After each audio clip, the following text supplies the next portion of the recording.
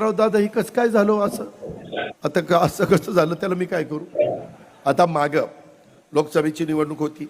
लोकसभेच्या निवडणुकीमध्ये मला नंतर पटलं मी सुप्रियाच्या विरोधामध्ये सुनेत्राला उभं करायला नको होतं. मी 2-3 ठिकाणी जाहीर केलं, आज पण सांगतो. कधी कधी माणूस चुकतो. मी काय म्हणतो, जो काम करतो तोच चुकतो, कामच करत नाही ती कसं चुकल?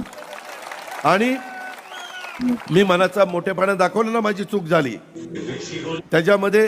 त्याच्यातनं तुम्हाला जो कौल द्यायचा तो तुम्ही दिला, त्याबद्दल आपल्याला काय म्हणायचं नाही. हा तुमचा अधिकार आहे, तुम्हाला तो घटनेने दिलेला आहे, संविधानाने दिलेला आहे.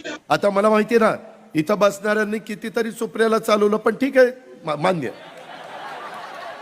पण त्यांनी तिथं ठरवलं होतं की लोकसभेला ताई आणि विधानसभेला दादा. दादा म्हणजे ही दादा.